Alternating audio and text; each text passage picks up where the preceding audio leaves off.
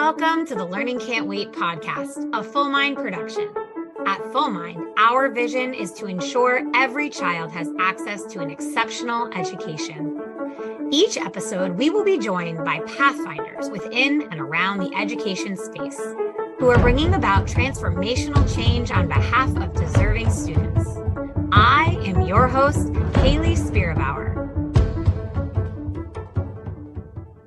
Welcome back, everybody, to the Learning Can't Wait podcast. I am so eager for you to meet today's guest. We have Heather Rubin, the Administrative Coordinator for ELL and Bilingual Programs with Eastern Suffolk BOCES in New York State. Heather, welcome. How are you? I'm fine. Thank you for having me. I'm so happy to be here. I have been looking forward to this recording for a lot of days. Every time I get to be in a room with you, both virtually and in person, it feels like a holiday. So thank you for joining us. Thank you. And I'm going to start us off by asking, and I know you have a wonderful answer to this, but I'm going to start you off by asking, how did you come to be the personal and professional version of yourself? I love this question. I think everyone has like a unique journey. And I have to say that I always wanted to be a teacher. I always loved school. I was a real nerd.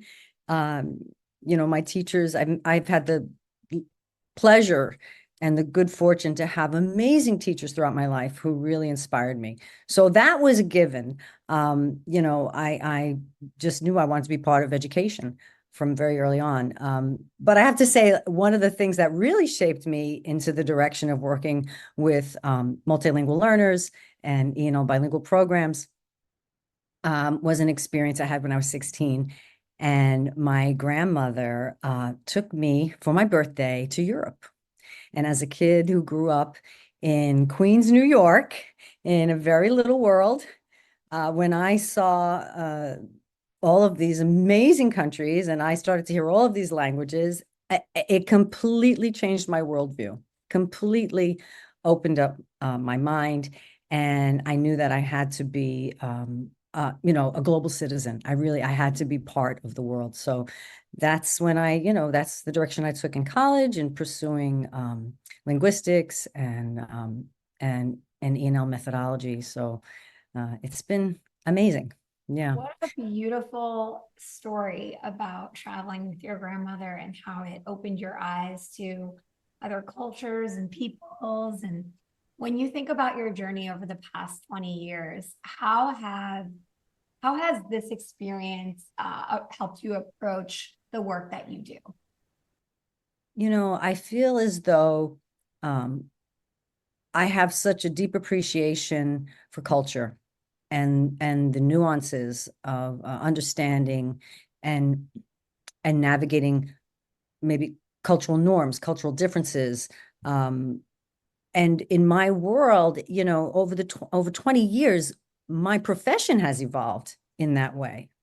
They really have. And I have witnessed such a shift, such a transformation of understanding. And we're still working on that. Cultural responsiveness is a practice. It's not something you read a definition of and all of a sudden you are, culturally responsive. It's a lifelong learning experience. Every day that you encounter a person right next door to you, there is a cultural responsiveness experience waiting to happen. You if you know what I mean. So you have to be very aware, and really it's just about understanding people. Really taking the time to know what matters to people. And I think it's a skill that you get better at the more you practice. Such an astute point that supporting English language learners or multilingual learners, depending on the state you're located in, you may have a different name for it, involves a ton of deep understanding about cultural responsiveness, because I think folks who don't teach might believe that supporting English language learners means just teaching them English. Absolutely. When in fact, it's a celebration of the beauty of the many languages the student may speak and the experiences they bring, and the way that these experiences enrich other people's lives as much as their own get enriched by learning in a new community as well. Absolutely. it's amazing. It is so much more than language learning. And I I really don't even know where to begin with that because when we're in a classroom, in order to help our students, perhaps many of our students are, born in New York State. We have a lot of ELLs who are not coming from another country. So that's one thing, but many are also coming from different experiences, a wide variety of experiences. And you need to be able to create a sense of safety, create a sense of belonging. We do so much more than just teach language. And that's, I think, creating a community of learners is really about building trust within that learning environment, and then making sure that there is experiential learning. I'm a strong, strong, strong advocate for project-based learning experiences. And I think when you connect that context, when you have students learning authentically and in culturally relevant ways, that speak to their unique identity, because you're giving them choice, right? We talk about in the digital age, voice and choice, but truly that means that this student's unique identity is able to be present and expressed in these projects that you're designing for them. So like, it sounds, very theoretical. It's a big description, but it happens very organically. It happens when you know your students and you know what makes them tick. So, and then the language is, applied. The language learning happens in many, many variety of ways.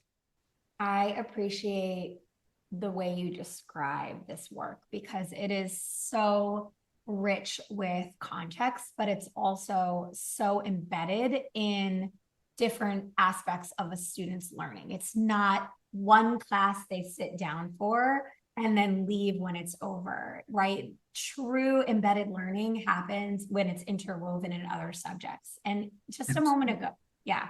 And just a moment ago, you threw out this word digital age, which happens to be part of the title of your book, which is Digital Age Teaching for English Learners, a guide to equitable learning for all students. I'm going to link in the show notes this book that you have written. Can you talk a little bit about this best-selling resource that helps school to close the digital divide and bridge the gap for historically marginalized students, including English language learners? Absolutely. Thank you. It's my pleasure to talk about this because I think it's such an interesting time in education. We've now gotten to the point where technology is ubiquitous. I've seen that evolution, and my co-authors and I have always been at the forefront of using these technologies and trying to use them for language learners more specifically, but also to improve classroom instruction in general.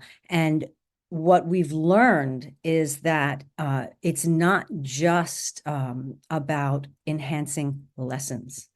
It's about absolutely creating experiences where this technology, supports exploration, supports creativity. So when we first had access to these tools, what did we do? We were looking up things. We were finding out information. Wikipedia was like a revolution, and because we could consume more content. But what's happened at this point, now that we can say, I mean, we're not there yet, but that most districts have one-to-one initiatives, many districts, let's say.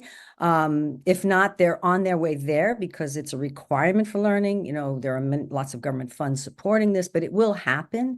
But so now what do? We're not just using them to research and consume content. We're using them to create content, right? To create. So the students get to be owners of their own learning. So I would say that, that's what the digital age is all about. It redefines how we learn. It expands what we can learn, and the skills are not just about, they're so interdisciplinary that it can't be confined to, I'm studying social studies, I'm studying math, I'm studying science. I mean, I foresee it really transforming the way we deliver content instruction moving forward. Yeah. That's So. incredible. And this book really preceded a lot of the big technology changes that we have experienced over the past year and a half in education.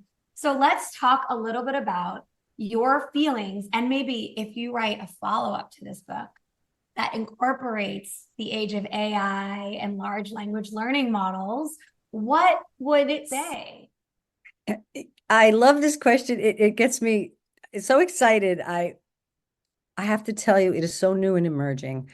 I just attended a recent seminar on this revolution and the evolution of AI in education, and we're still just barely dipping our toe in the water. And the reason being is that the districts themselves have to figure out how students are permitted to use this tool, and teachers, Oh, so I they, love that specific language there. I want to pause for a minute on that. Permitted to use the tool. That's yeah. important. Yeah, well, the acceptable use policies are being very carefully crafted. But what's fascinating about this conversation is, what they believe students will do regarding plagiarism, and how there are fears around the lack of critical thinking, when in fact using these tools effectively, especially for language learners, it's going to model language use for them. If they learn, being a critical thinker, because you have to learn how to prompt effectively. So you have to use language, and you have to be very refine your language use to get the responses, and know that you're getting a response that is appropriate. These are critical thinking skills that will develop over time, but we really have to teach students how to use it as a partner in their learning. And of course, teachers are going to have to have a mind shift around what is acceptable, as far as what type of an assignment am I creating using these tools. Obviously, it's just so brand new. It's going to evolve rapidly. I know this year in my program, we have not, we're not moving forward with a program on AI that we had planned, because the districts are not ready. And I am being respectful of that need to refine, their philosophy around the usage, and helping both teachers and students use it effectively. So we're looking forward to the following year of really helping to support them in their use of AI. An interesting quandary. So let's talk about, I'm sure you have evidence or examples in your mind of a district that is at the forefront of this. And we don't have to name names, because I don't want to make any of your component districts feel badly. But can you describe what a district that is ready looks, feels, and sounds like?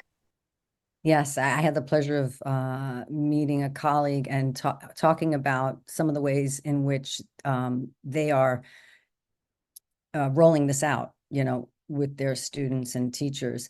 And they started with a lot of surveys, finding out what people already know. There's not just what do you know, but also sentiment. How do you feel? Right. And again, it goes back to what I was mentioning earlier about building trust. Right. So when you understand the teachers are going to be at many different levels of expertise, when you understand that there is some fear associated with how do they use this tool, effectively, will I be an effective teacher? That sense of self is being challenged. You have to get information from everyone, figure out where they are. So that's step number one. Surveying the parents, leading everyone to this new normal, which is inevitable, and then developing your policies so that the students can actually engage in something that they will be using for the rest of their lives.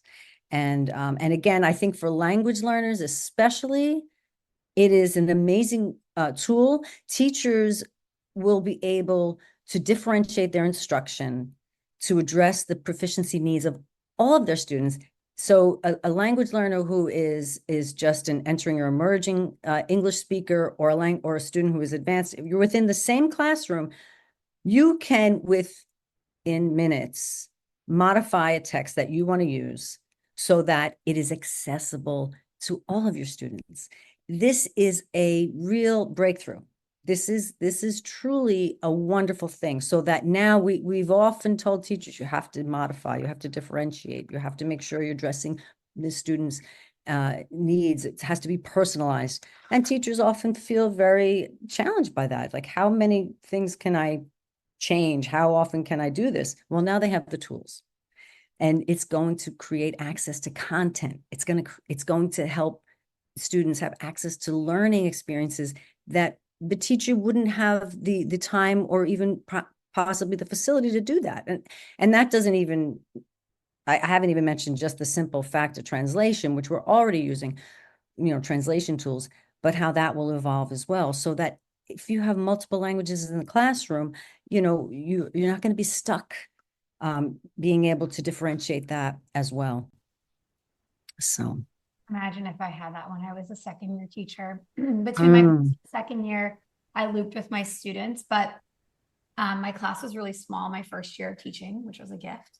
And they made it much bigger my second year of teaching. And they added a large population of English language learners. And I was a second-year teacher, and I was confused. Ultimately, I wrote my master's thesis on vocabulary acquisition for English language learners. And I got so fascinated with studying the way that you could incorporate project-based learning and hands-on experiences and really integrate your education from every subject into one cohesive learning experience. If I had tools like this at my disposal, I would have been so much more effective. Now, Heather, you're no stranger to using technology as part of a successful implementation or curriculum. Talk about how that has evolved over time and why you've embraced technology so. Whenever I've had this question before, and whenever I get this question, I smile because my colleague and I, and one of my co-authors, Lisa Estrada, and my other co-author is Andrea Honigsfeld, Dr. Andrea Honigsfeld. We always share this story where Lisa and I were working together when the iPod came out. Okay, so I know I'm dating myself, but this was a revolution. It had a little wheel that you had to click, and this was, you had to anyway, this was a revolution, bringing access to audio, effortlessly to our students in a new way, providing that personalized experience, that they could each have this little device, and so that's where we started.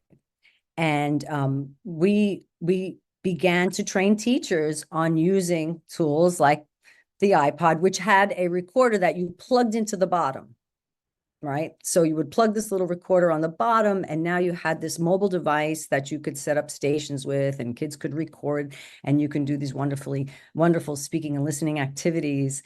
And it blossomed from there, obviously to today, where we, the use of things like digital storytelling is such an interdisciplinary, amazing learning experience that requires, all of the skills. It's the critical thinking, the communication, the collaboration, right? The creativity and culture. It's so wonderful. So whatever's, and again, all the subject areas can be infused in that, and it allows for the students to really take charge. So what other tools have revolutionized? I mean, obviously the iPad, right? Was the next one that just blew us all away, and apps for learning. And then, but I think what's more important than the actual tools is how teachers are using them, how they're designing instruction, because it's not about the tool. Never is, because an iPad is useless if it's just being used to, watch videos. If I'm just watching a video, you're not even scratching the surface or if I'm just, sending emails, which we all still, rely so much on sending, even though we have text, we just constantly, our inbox is like flooded. That's not moving the needle forward. It really has to do with, student agency and giving them a reason to use the tools. You have touched on something that a previous guest, you may know him, Arnie Duncan, Oh, talks that guy. often about, which is how great teachers really matter. Let's talk about that for a second. You've been around teachers, you are a teacher. Tell me about the best teacher you ever saw or had and why you think they were so effective. Oh, that's a great question. Um, Well, thank you. yeah, I've observed a lot of teachers over my years. It's one of my responsibilities, to work with and evaluate teachers. I think that I am always impressed and when I walk into a room and there is a lot of conversation going on, not by the teacher, is not teacher-centered. You walk into the room, there are no rows, because believe me, I still walk in and see rows of students, teacher at the front. If I could wave my magic wand and have every teacher stop using rows, I would be the happiest person. I think it is one of the most difficult habits to change for teachers, to actually use their environment in a way that allows movement for still children and students to collaborate together in a way that they can move around the room, to allow for conversation so that the noise level may get a little higher, but this is what we need in the 21st century. We are all working in a new world, a new era, where we have to collaborate, where we have to know how to work together on projects and come up with really interesting problem-solving techniques, be creative, be innovative together, and find solutions to things that many of us as teachers have not yet really encountered. So we have to give the students the freedom to be innovative, experiment, and circulate around the room and work with their peers. I think that anytime I've observed a teacher, to answer your question, the ones that I felt were just so engaging were not using direct instruction. There's a time and place for that, of course, but I walk in and I look around, where's the teacher? And you see them, a little bent over a student who's working, trying to support them in their group as they're collaborating on assignment that was really very well designed to give the students the freedom to work independently, because that takes a really good teacher, that if you can structure it, especially with language learners, and you can provide for their language needs so they have some independence by tiering the assignment, by making sure that they're paired with peers that they're able to support each other. There's so many things that go into this question. And of course, a room that the environment is inviting. I worked in New York City public schools, in very high needs districts. And, we didn't always have a lot of resources, not to disparage the city schools. I graduated from city schools. I love New York City schools. I think they're the most innovative, really the most amazing, schools. But sometimes, you have a lot of kids in a room, you have to be very innovative, make the environment engaging, really print rich, really visual, really nothing disappoints me more than walking to a room where there's no language anywhere displayed. We're not talking about posters, we're talking about student work. We're talking about, you can see that it's an active learning space, it's a learning lab. That's what I look for. Heather, you painted such a beautiful picture. And I always love when the episode allows for some theoretical talk, but then some practical, because my hope is that listening to this episode are both school leaders and teachers and people that are school adjacent. And that when they hear that, they come up with, I mean, you listed probably 15 things, you rattled them off the top of your head, 15 things that they can either look for in their own schools and make sure they're happening, or if they're a teacher, they can quickly add for the rapidly approaching school year 24-25. So thank you for that. You know, My pleasure. in your sharing, talked a little bit about being innovative together. And I wasn't sure we'd get here, but I feel like it's important to share that, Heather, you've been an amazing partner to Fullmind over the past couple years in thinking about innovative ways to support English language learners. Can you talk a little bit about what that partnership looks like? And as a full disclosure here is that I wasn't sure we'd ask a specific question about this, but I think that partnership comes up a lot in education. And I want to just touch on that for a few seconds. I'm so glad you asked me this question. I think that one of the most promising, one of the most amazing partnerships that I've had the pleasure of being a part of is with Fullmind. And I mean this. This is just to back it up a little. I remember when I first heard about virtual tutoring services, and let's say it's not tutoring, but virtual learning services, and I thought immediately about my language learners, right? I said, our students do not have access to language learning support in a virtual environment, typically, right? It doesn't typically exist. So I'm in a position where I get to curate resources for districts, and I get to see what their needs are and see whether or not I can help by using funds through Title III. I have a Title III consortium. We have 46 districts that participate, and we use the funds to provide digital learning resources, professional development. And we design these programs based on the needs of our districts.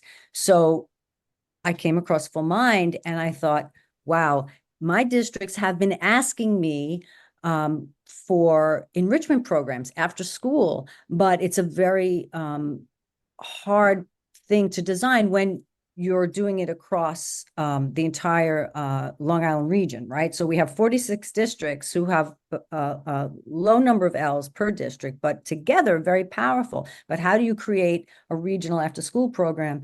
Transportation is very much a challenge. Of course, different needs among the districts can be a challenge. And then I found Fullmind, and we have embarked on, you've been so flexible, and we've just together brainstormed these wonderful programs. I'm really looking forward, I have to say, to the coming year, because obviously one thing my districts wanted was ELL Regents prep, right? In New York State, they have to take the New York State Regents. And for my students, they don't always have access to the services, like a lot of kids can get to prepare for testing, right? So we created with you a virtual Regents prep program, so that after school in the early evening, students can log on virtually with a live teacher, a human being, and get Regents preparation.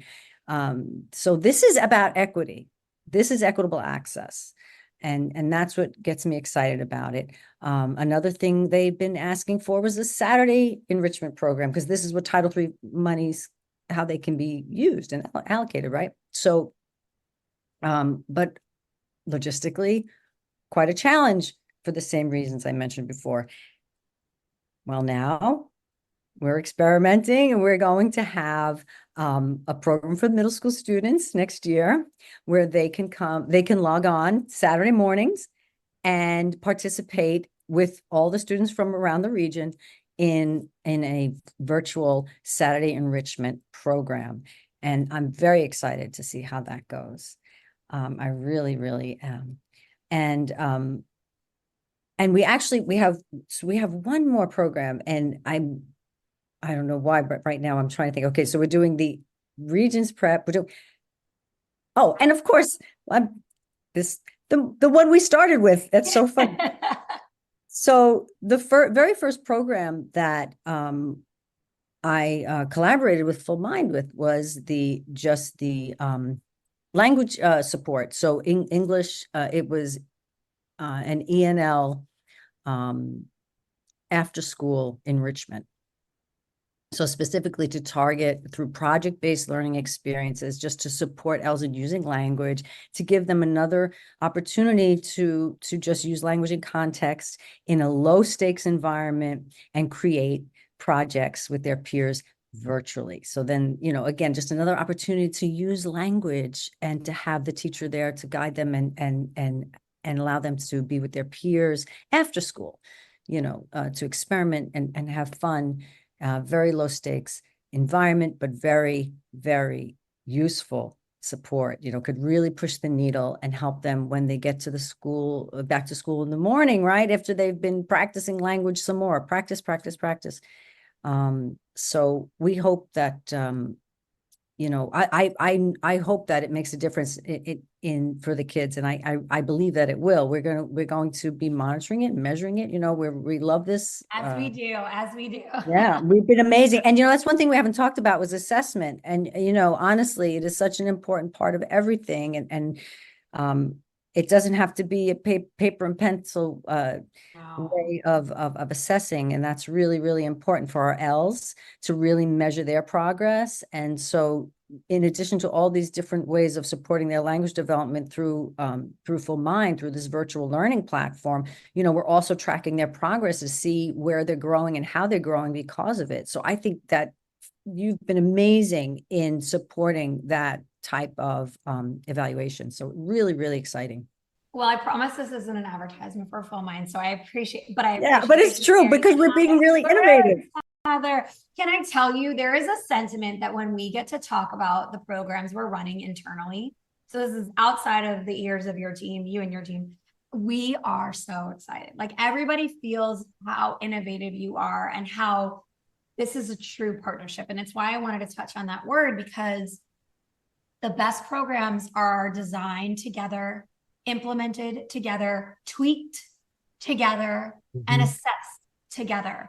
And your collaboration is what makes this both fun and beneficial for students. And, as much as I love how you give such high regard to the work that we're doing, I think it would never be possible without your brilliance and your vision for what superior English language learner support looks like. And it's a real testament to your career and your expertise. And I feel honored to be able to witness it. Thank you so much. That means a lot to me. Thank you. Of course. Heather, I have my final question for you. I'm going to tweak it somewhat from how I typically ask it. I always do a little bit of a tweak for the guest, but I normally ask, what advice would you give a teacher starting their career today? And I'm going to tweak that for you to say, what advice would you give a teacher who's teaching ELLs or English language learners starting their career today? I think I'm going to echo something I said earlier, because it really is at the core of good teaching, and that's to build trust. But it's building trust within your learning community, right? It's not only about the one-to-one relationships you develop with students. It's about creating a learning community where students feel safe to take risks, because English language learners need to feel confident in a way that this is a safe space that I can try out a new word, or I can mispronounce something. I can make mistakes, and they want me to talk. They want me to talk, and I have lots of opportunities to write, and if I can't say it, I'm going to draw it, and the teacher's not going to require that I express myself in any one particular fashion. The goal is to communicate. So if you think about that in the sense that you are always looking for ways to communicate with one another, and how can we best facilitate that so that the students are engaged, not just in communicating with the teacher, but communicating with their peers. And that is the magic. That is the secret. So you have to have trust. And, I could talk more about that, but, I think that most teachers understand exactly what that means and how you develop that sense of safety. That's so beautiful. Thank you so much, Heather, for coming on the podcast today. It is such a delight to record this episode with you, but also just be in your orbit. Thank you. Likewise, likewise. And thank you to everybody who tuned in. Thanks for listening to the Learning Can't Wait podcast. If you like what you heard, please rate, review, and share this episode. Be the first to know when we have a new episode by subscribing wherever you listen to podcasts. If you'd like to be a guest on the show or have a suggestion for an episode, email us at podcast@fullmindlearning.com.